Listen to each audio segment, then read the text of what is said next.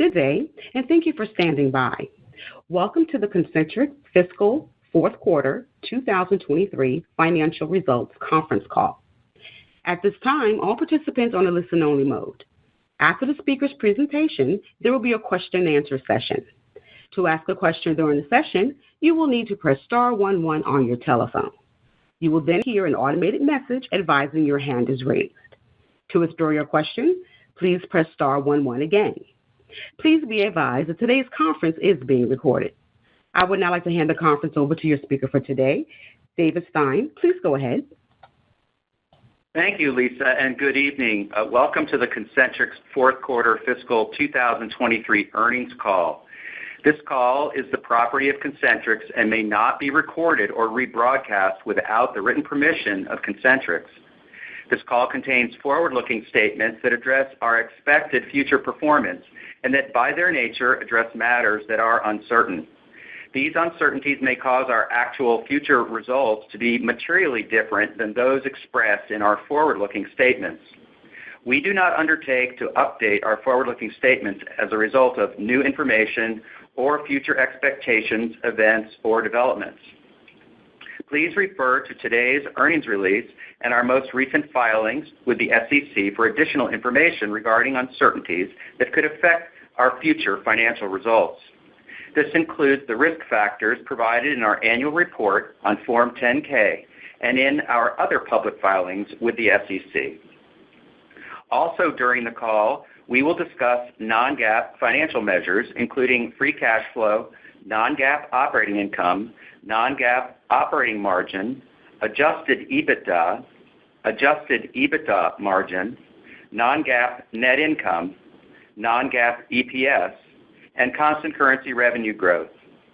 A reconciliation of these non-GAAP measures is available in the news release and on the company investor relations website under financials.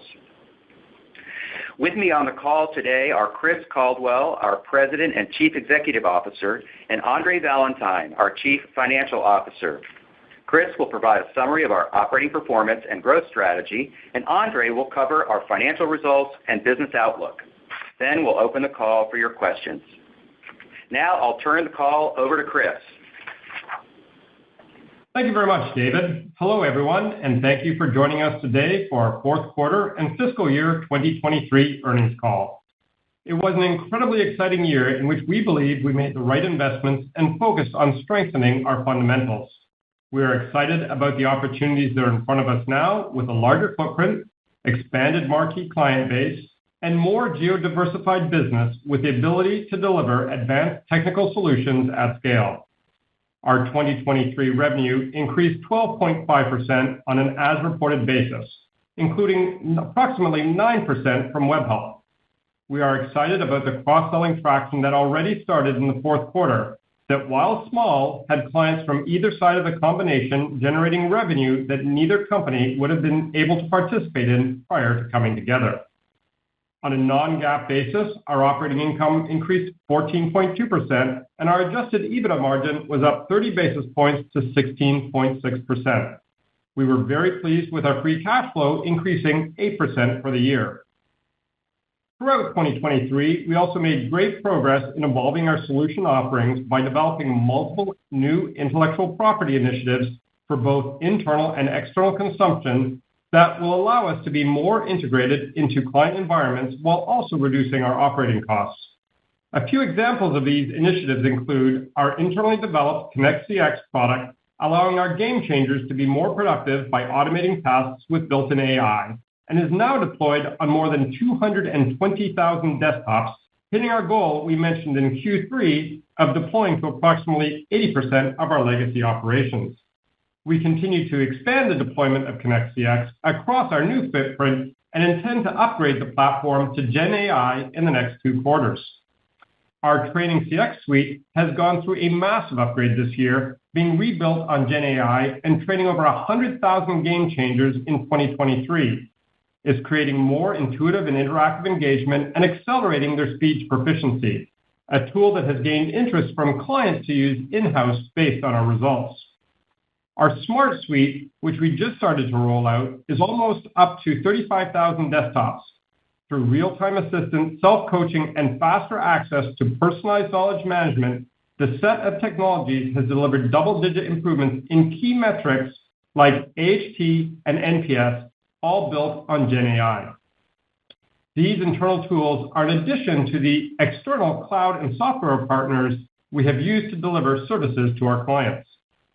All these examples continue to demonstrate our focus on being a complete solutions company for our clients with a tech-first mindset, which we believe differentiates us greatly from our peer CX competitors and allows us to deliver higher value services.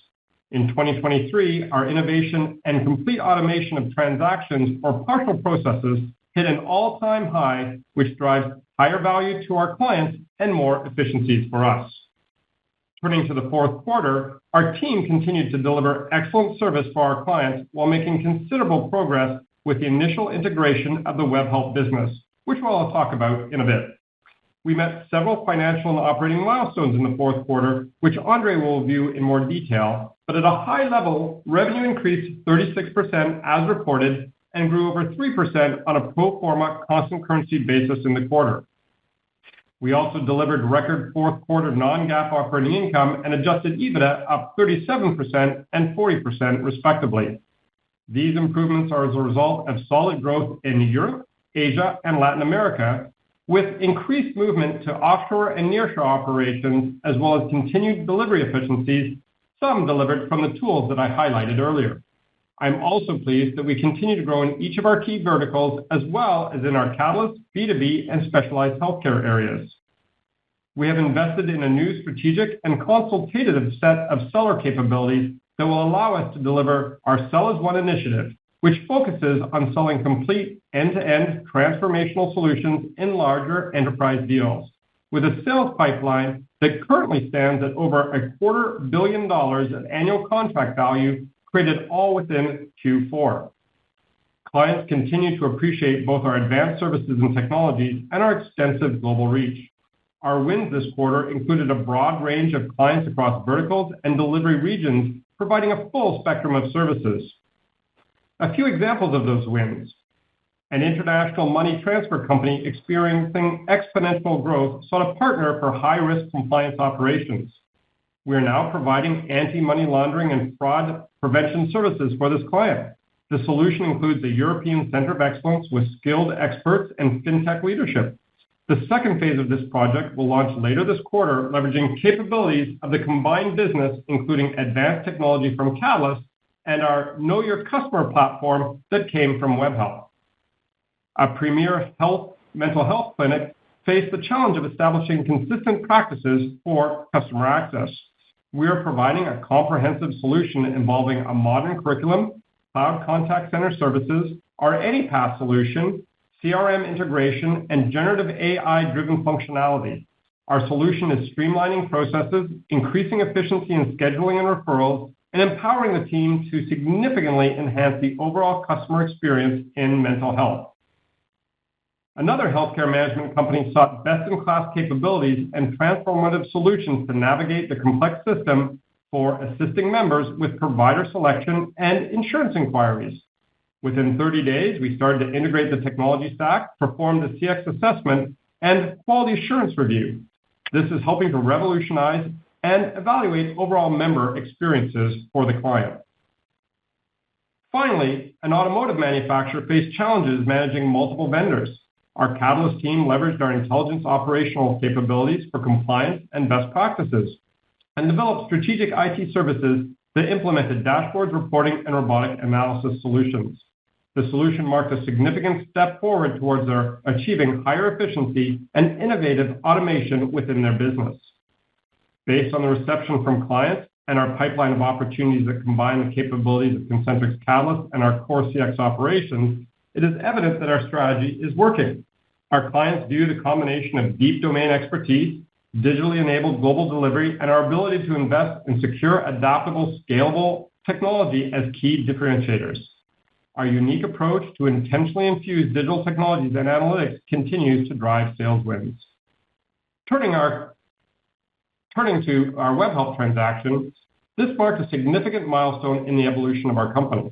It is the beginning of a new chapter, creating a global market leader with a world-class platform for value creation.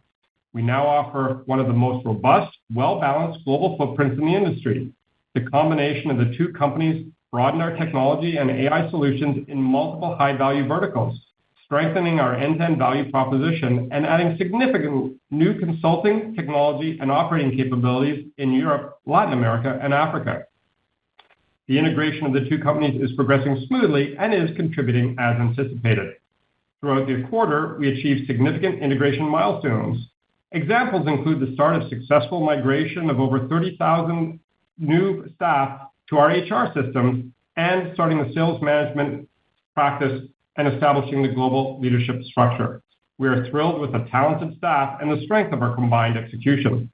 As I mentioned, we are already converting a growing pipeline for wins that neither company could have won without the other, and we are on track to deliver the cost synergies we discussed when we announced the combination. Turning to fiscal 2024, in the first quarter, we expect to make progress towards achieving our synergy targets for the combination as integration activities move forward. We expect to continue to convert and ramp synergy pipeline wins as well. For the full year, we expect revenue growth, profit improvement, strong cash generation, and debt reduction. We also see 2024 being the year that GenAI will start to positively influence our revenue and margins in the later part of the year and into early 2025. While the specific timing of these advancements with AI and client adoption are still not entirely clear, we are now confident in our ability to offer competitive solutions and see benefits from the technology.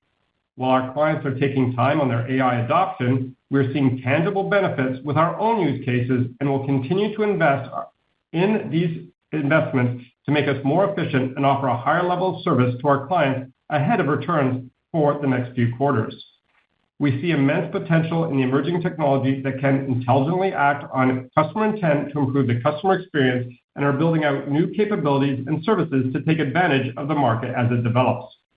Based on our conversations with clients and the proof of concepts we are currently working on, we continue to believe that GenAI will enhance the customer experience with human involvement versus completely automating work. Our current GenAI pipeline includes over 140 client engagements.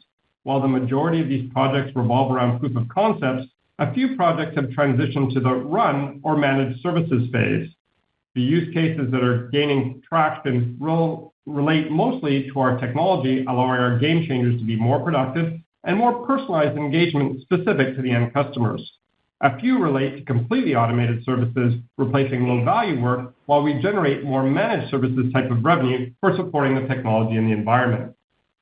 In summary, we have made great strides executing our strategy in 2023, making investments in acquired and organic growth and a differentiated growth model that I believe will allow us to outperform in the market. We believe that 2024 will require continued investment to ensure we are ahead of the market for further GenAI deployments at scale.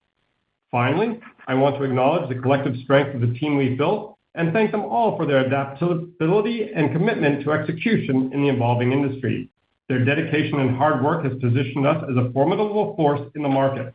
I also want to thank our clients for their trust, our talented board of directors for their support and mentorship, and our investors for the confidence in Concentrix. We look forward to an exciting year ahead and the continued success of our company. Now, I will turn the call over to Andre. Andre? Thank you, Chris, and hello, everyone. I'll begin with a look at our financial results for the fourth quarter, and then discuss our business outlook for fiscal year 2024. I'm pleased to report that our revenue and profitability metrics not only met but exceeded our Q4 guidance. Free cash flow also remained strong, allowing for substantial debt reduction in the fourth quarter. Fourth quarter revenue was $2.23 billion, which included $574 million added by the WebHelp business for the last 2 months of the quarter. We will not be separately reporting WebHelp performance going forward, as we are now managing the business on an integrated basis. On a pro forma basis, as if the WebHelp combination was completed at the beginning of the fourth quarter, revenue for the quarter was $2.42 billion, resulting in pro forma constant currency growth of approximately 3.5%. As anticipated, the contribution from the legacy business came in at the low end of our prior full-year guide, and the WebHelp business contributed faster growth. Revenue increases with clients in our 4 strategic verticals more than offset some volume softness with a few clients. On a pro forma basis, revenue from retail, travel, and e-commerce clients grew 12% in the quarter. Pro forma revenue from banking, financial services, and insurance clients grew 6%. Healthcare client revenue grew 5% on a pro forma basis. Revenue from technology and consumer electronics clients grew by 1% on a pro forma basis, as growth with several clients was offset by continued softer volumes with a large consumer electronics client.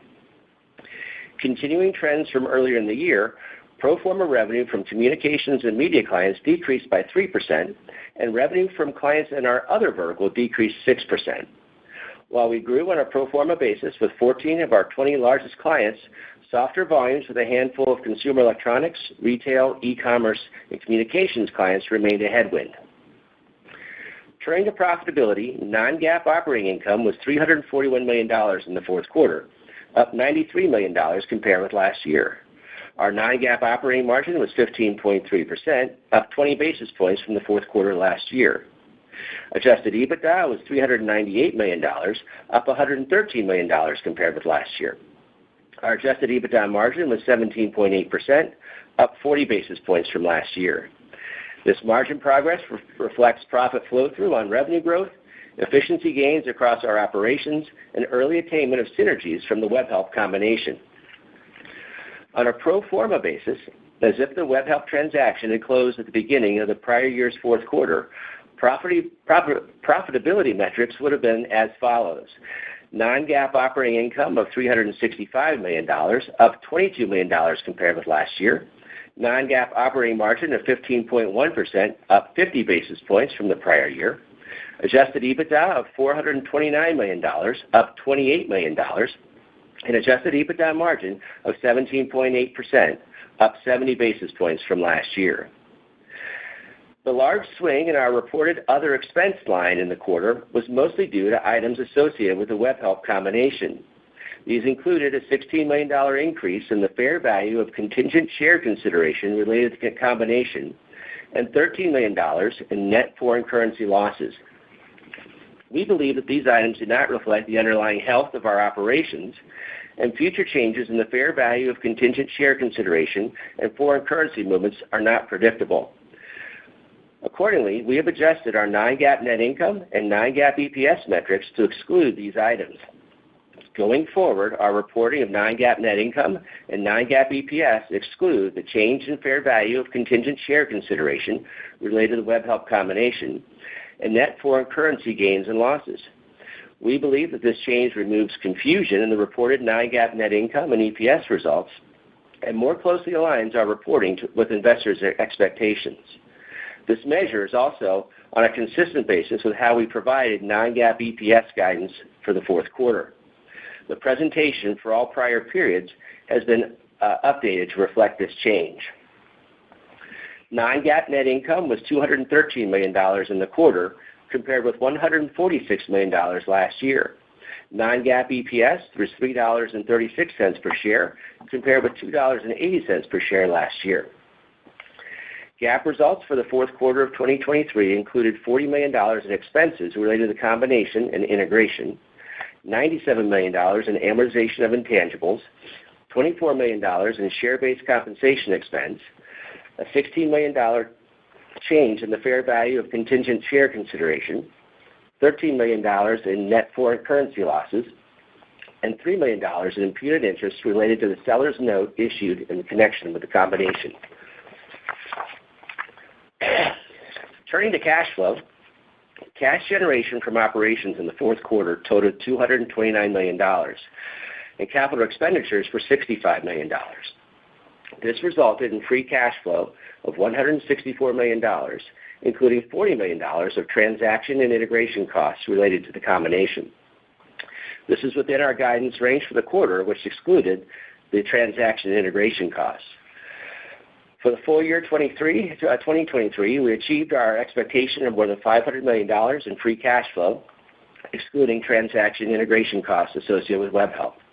Moving forward, we expect capital expenditures to be approximately 2.5% of revenue. Our GAAP and non-GAAP tax rates were 10% and 21% respectively in the fourth quarter. This was lower than expected due to one-time items that changed the geographic mix of our income, reducing our exposure to certain minimum taxes and allowing us to use more net operating loss carryforwards than we anticipated. Our non-GAAP tax rate for the full year was 24%. Turning to the balance sheet, at the end of the fourth quarter, cash and cash equivalents were $295 million, and total debt was $4.94 billion. Net debt was $4.65 billion at the end of the fourth quarter. The gross debt balance included $2.15 billion of senior unsecured notes, $1.95 billion outstanding on our term loan, the $762 million seller's note, and $129 million of borrowings under our AR securitization facility, and is reported net of debt issuance costs and discounts. Our gross debt of $4.94 billion at the end of the year represents a reduction of nearly $300 million since the close of the combination, as we use free cash flow and a reduction of cash on the balance sheet to pay down debt. By year-end, we had reduced net debt by approximately $150 million after the combination closed. We reduced net leverage, which stood at 3.2 times pro forma adjusted EBITDA at combination close, to 3.0 times by year-end. We did this in addition to continuing an active program for capital return. Our strong free cash flow generation and adjusted EBITDA growth give us a clear path to reduce leverage further, and we're committed to our plan to reduce net leverage to close to 2 times adjusted EBITDA within 2 years of the close of the combination. Regarding our capital allocation priorities, our focus remains on organic growth, the continued integration of WebHelp, realizing planned synergies, and repaying debt. Consistent with our commitment to investment-grade principles, we will prioritize paying down debt and reducing our net leverage while continuing our dividend and disciplined share repurchases. During the fourth quarter, we paid $21 million through our quarterly dividend, I should say, of 30.25 cents per share. We also repurchased 286,000 shares of our stock for approximately $23 million, at an average price of approximately $79 per share. For the full year, we paid $64 million in dividends and made $81 million in share repurchases. At year-end, the remaining authorization on our share repurchase plan was approximately $290 million. We've continued to repurchase shares in the first quarter of 2024, with repurchases totaling approximately $11 million quarter to date. At year-end, our liquidity remained strong at $1.71 billion, including our $1.04 billion line of credit, which is undrawn, cash on hand, and the additional capacity of $371 million on our AR securitization. Our strong balance sheet and cash flow generation provide significant flexibility for the future. Now I'll turn my attention to the business outlook for the first quarter and full year 2024. To help with year-over-year comparisons on a go-forward basis, we have published quarterly pro forma revenue figures to help model future year-over-year performance. These figures demonstrate how the combined business would have performed if the transaction had closed at the beginning of 2023. The pro forma data is available in our historical metrics file, which can be accessed on our investor relations website. For the first quarter, we expect revenue to be in a range of $2.36 billion to $2.406 billion based on current exchange rates. This reflects approximately 1% to 3% pro forma constant currency growth and approximately 1.1% exchange rate headwind. Pro forma revenue was $2.36 billion in the first quarter of 2023. In terms of profitability, in the first quarter, we expect non-GAAP operating income in a range of $315 to $325 million. At the midpoint of our guidance, this equates to non-GAAP operating income margin of approximately 13.4%, an increase of 10 basis points over the prior year and 40 basis points on a pro forma basis. On a pro forma basis, non-GAAP operating income was $307 million in the first quarter of 2023. Our non-GAAP EPS expectations for the first quarter are a range of $2.51 per share to $2.65 per share. The calculation of this metric is consistent with the approach that I described earlier. As is typical in our business, we expect first quarter free cash flow to be approximately break even, and for free cash flow to ramp up meaningfully in the second quarter. We expect interest expense in the first quarter to be approximately $79 million, excluding $4 million of imputed interest on the seller's note. We expect an effective tax rate of approximately 26 to 27%. We expect a weighted average diluted share count of approximately 65.8 million shares.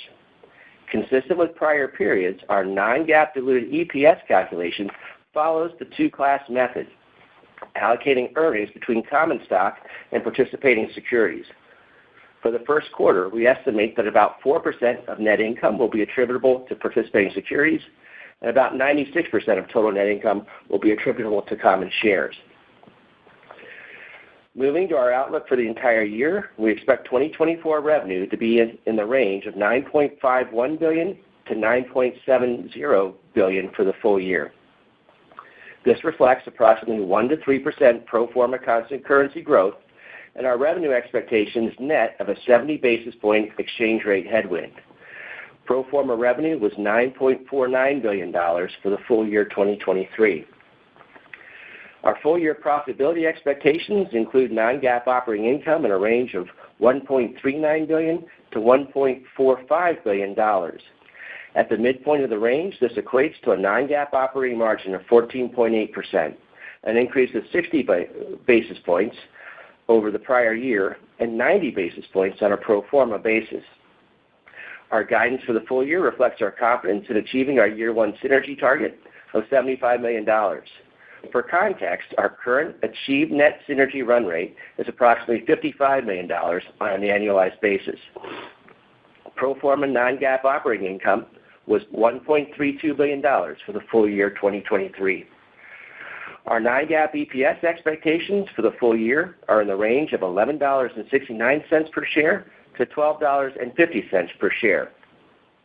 We expect full-year interest expense to be approximately $295 million, excluding $16 million of imputed interest on the seller's note, an effective tax rate of approximately 26 to 27%, and a weighted average diluted share count of approximately 65.6 million shares. In calculating non-GAAP diluted EPS attributable to common shares for the full year, we expect approximately 96% of total net income will be attributable to common shares. In terms of cash flow, we expect another strong year, with free cash flow growing by approximately 40% to over $700 million in 2024, inclusive of acquisition and integration costs. This would position us to further reduce our net leverage to approximately 2.5 times adjusted EBITDA by year-end, assuming no further acquisitions. We remain committed to reducing our net leverage to close to 2 times adjusted EBITDA within 2 years after the close of the combination. Our business outlook does not include any future acquisitions or impacts from future foreign currency fluctuations. In closing, we had a very successful year with strong revenue growth, margin expansion, and free cash flow generation. We're excited about the combination with Webhelp, which has joined 2 leading CX providers into a global platform for growth and value creation. We believe our range and global reach of high-value services and digital capabilities creates a unique customer engagement offering that will keep our business resilient through business cycles.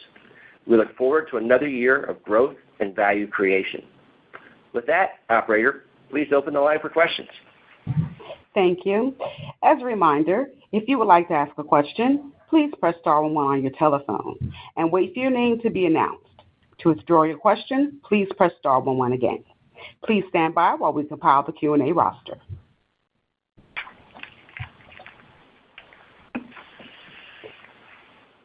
The first question that we have for today is from Joseph Vafi of Canaccord. Your line is open.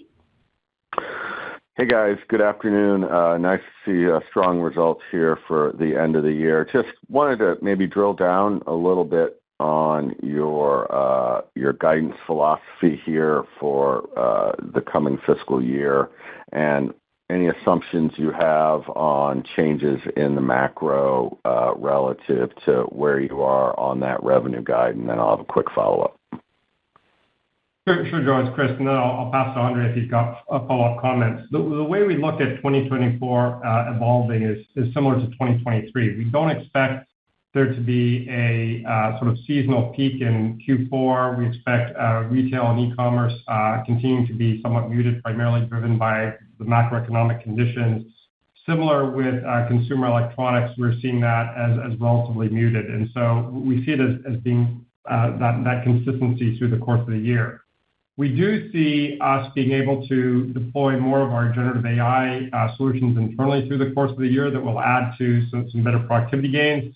But as we called out, kind of investing that into, frankly, winning the business, doing more transformation, and building out more tools, because we do think that this year we'll start to see a bit more of an inflection point near the end of the year for client solutions.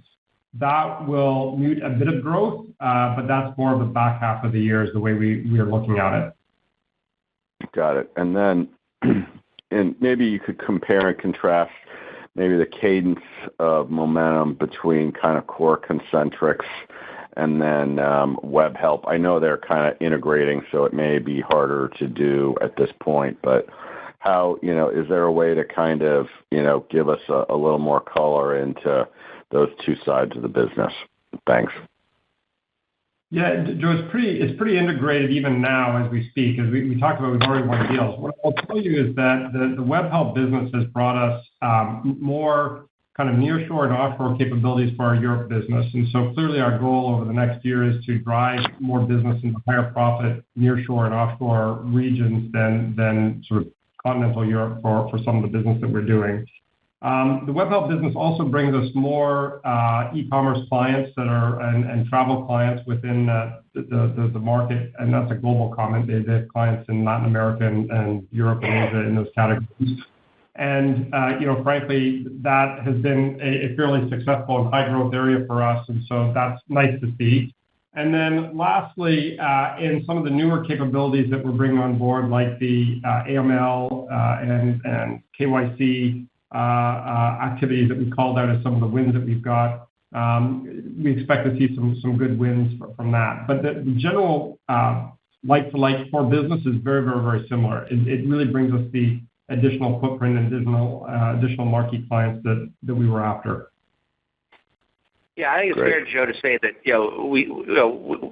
when we acquired WebHelp, it was growing faster than Concentrix. I think in our guidance that continues, and it's certainly helped by the fact that unlike the Concentrix business, WebHelp did not have much of a presence in North America, where we do see some pressure given higher costs and clients' desire to drive costs down through automating transactions or looking for nearshore or offshore alternatives to onshore North American services. Got it. Great. Thanks, guys, for that color. Thank you. Thank you. One moment for our next question.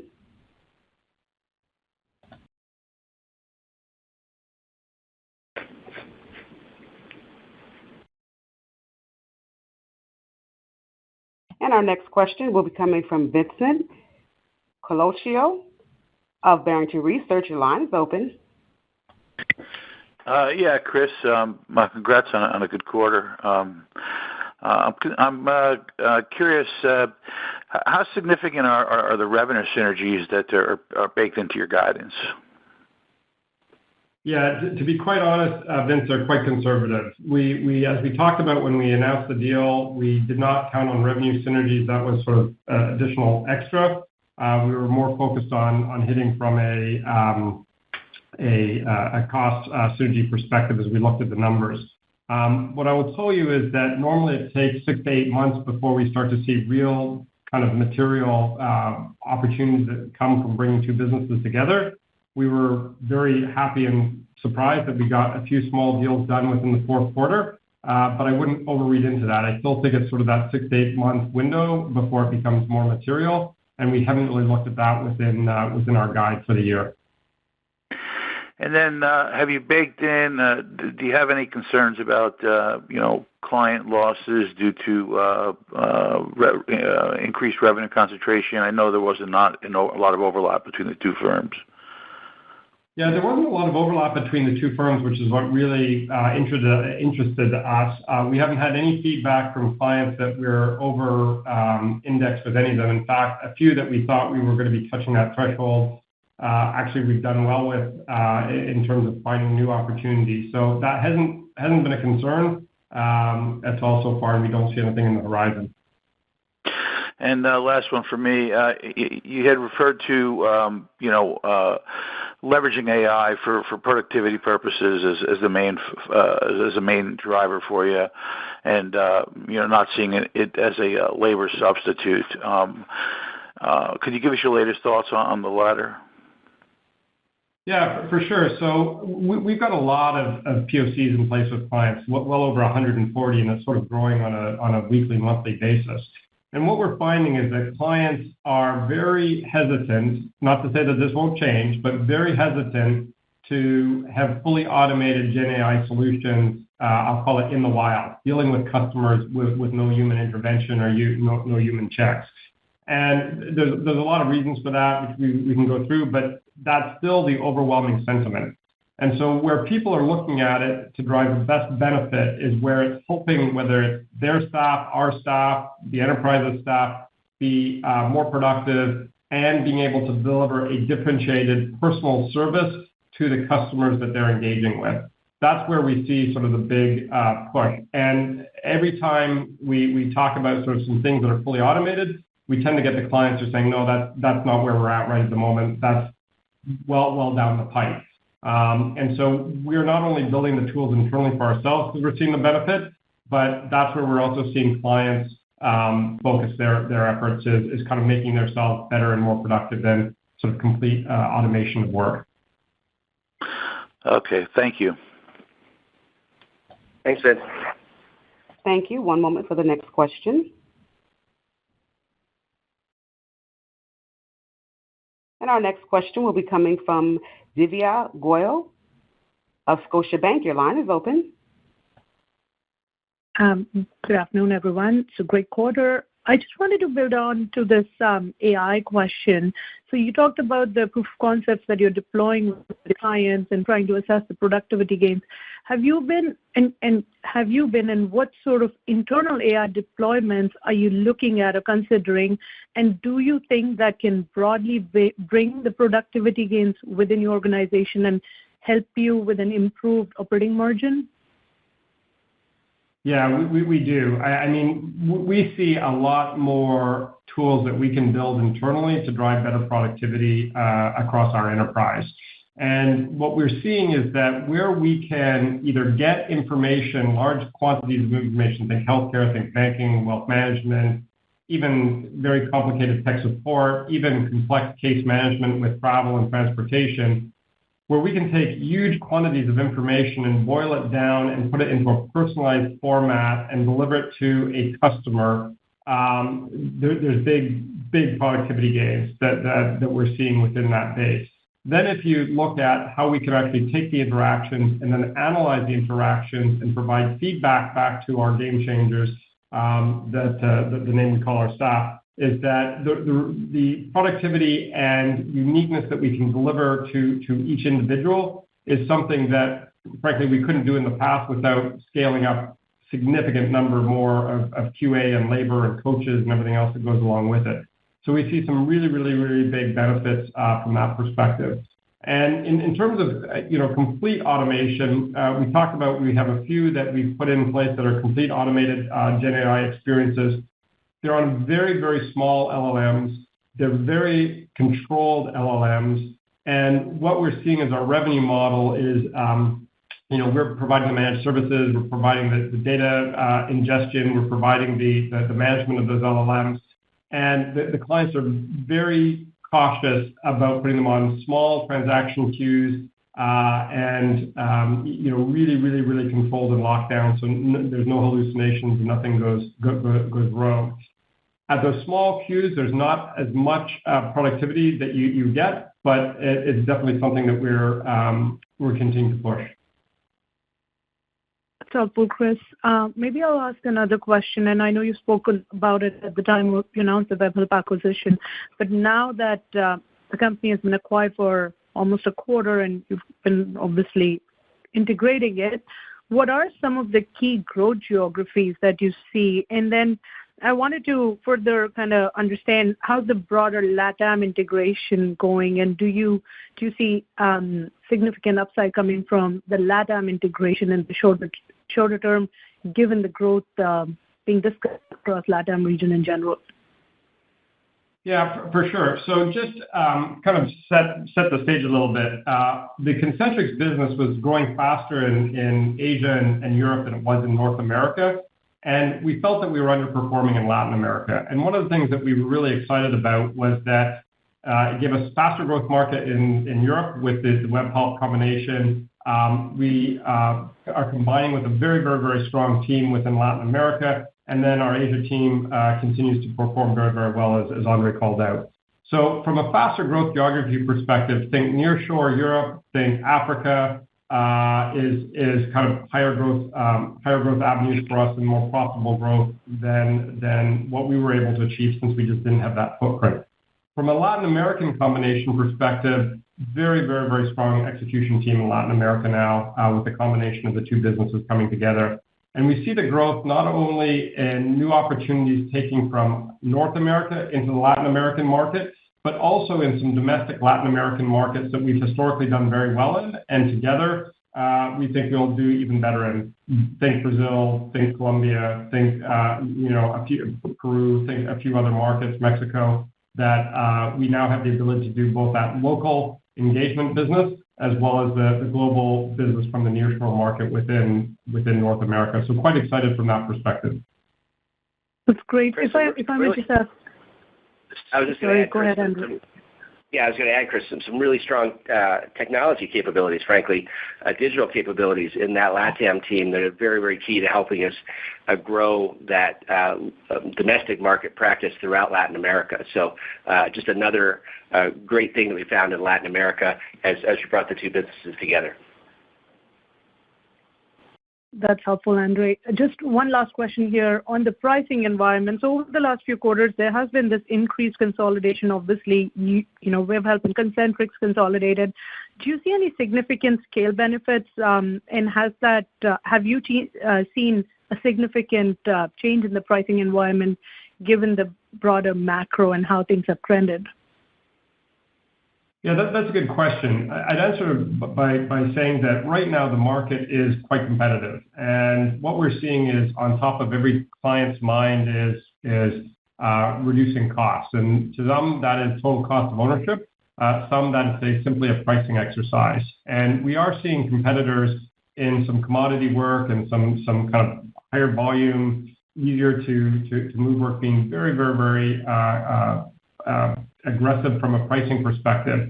What we're not seeing that is in some of the higher work that we're doing where there's more technology, more integrated services to be done. But overall, it's a very, very competitive market right now is what we're seeing.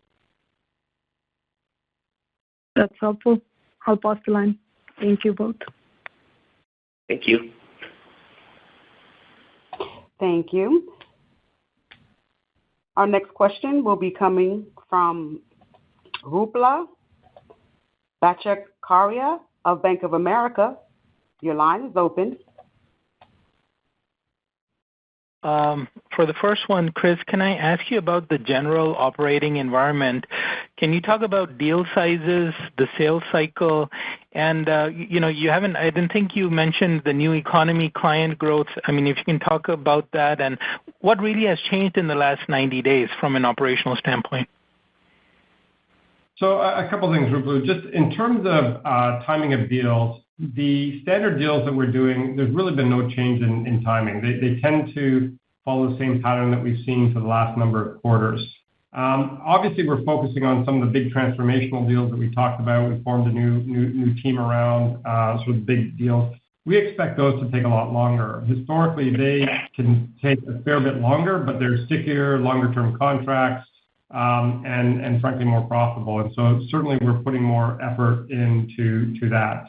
What we are seeing in the marketplace is that wins, as we've talked about for probably the last couple of quarters, tend to come in at the volume that we were expecting and stay closer to that volume versus growing. And that tends to be more driven by the macroeconomic conditions, right? People are moving to us because they're getting a change or differentiated level of service, and their business is not as growing as fast as it was in a very robust economy. And so we're seeing those deals come in and probably growing a little slower than what you would have seen, a year and a half, 2 years ago from that perspective. The only other kind of comment I'll make just in terms of new economy is we're seeing new economy win business kind of fall in line with everything else, right? It's a little higher here and there. So some of the e-commerce that we talked about would fall into that category. Some of the travel would actually would be in the new economy category. And so we're seeing that continue to grow a little faster. But fintechs and healthcare new economy companies and a few other companies like that tend to be following a lot of the general macroeconomic conditions of their enterprise peers in the last quarter. And that's probably a little different than what we saw a couple of quarters ago. Okay. All right, thanks for that. Let me ask a question to Andre. For fiscal 24, Andre, you're guiding low single digits, so 1 to 3% year-on-year growth on a pro forma basis. If WebHelp is growing much faster than the base Concentrix business, I mean, is it reasonable for us to think that most of that growth is coming from WebHelp, or do you expect the core Concentrix business to also grow year-on-year? And if you can also weave in a commentary on the Catalyst business, how is that doing year-on-year, and when do you expect to get to corporate average growth for the Catalyst business? Sure. So the Concentrix business is growing on a year-over-year basis at each point of our guide. However, across our guidance, I would say WebHelp is growing faster at each of those points, both at the low end, the midpoint, and high end of the range. As for Catalyst, Catalyst has reached a level of stability where it is growing really in line with the rest of the business and actually poised to grow maybe a little bit faster than the rest of the business in 2024. So we feel good about that. Again, we're not seeing the large transformational deals that we've talked about. We've talked about this for a few quarters. We're not seeing large transformational deals there, but a number of opportunities to do smaller projects and drive good results for clients and growth for the business. Okay, thanks for the clarification there, Andre. Chris, if I can come back to you, I mean, I think in the prepared remarks you said 2024 will be the year that Gen AI will positively influence revenues, and maybe in the latter part of the year and into 2025. I mean, so I guess my question to you would be, is that correct? And if it is, then what's giving you confidence that the revenue impact will actually be positive from generative AI? Because you kind of have to balance some volume going away because of AI, but then you could get higher level work. So can you just give us your thought process on how you're thinking about this revenue impact in 2024 and 2025? Yeah, for sure, Ruplu. It's a great question. I think there's two things that we look at. First, when we've now been at this sort of a year and a quarter, give or take, with clients looking at POCs and actually getting them in. And frankly, we've been spending a lot of this in our own dime and kind of co-developing with clients, et cetera, et cetera. It hasn't meaningfully put anything into from a revenue perspective.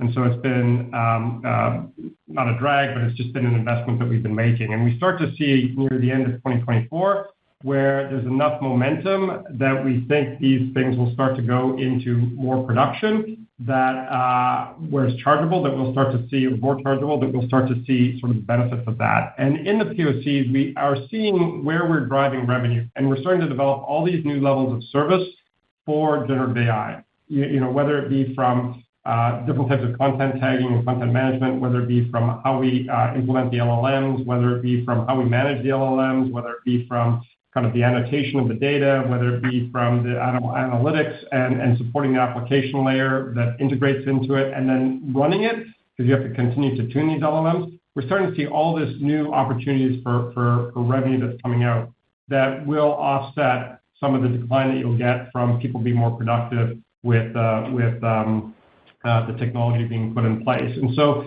we now have enough kind of test cases and data that we can start to extrapolate and start to see, okay, we see how this works. Now, why we talk about the fact that the visibility is a little light is that we still have clients who generally are looking at this, and POCs are okay, but there's still a lot of hesitation for adoption full scale, where you're going to see sort of probably a bigger inflection point. We do think that'll come. I think it's a matter of time, but we'll start to see, I think, early signs within sort of the back half of 2024 to early 2025. Okay, thanks for the details there. I'm going to try and squeeze one more in if I can. So, you're doing the WebHelp integration, and you said that the focus is going to be on debt reduction for the next 2 years. How should we think about your propensity for future M&A in these 2 years, or at least in 2024? Do you think that that's something you're going to consider? And if so, what are the metrics? What size? What are you looking for?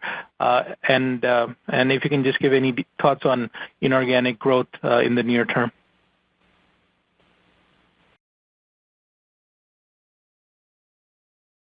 Andre, you going to grab that? Sorry, yes.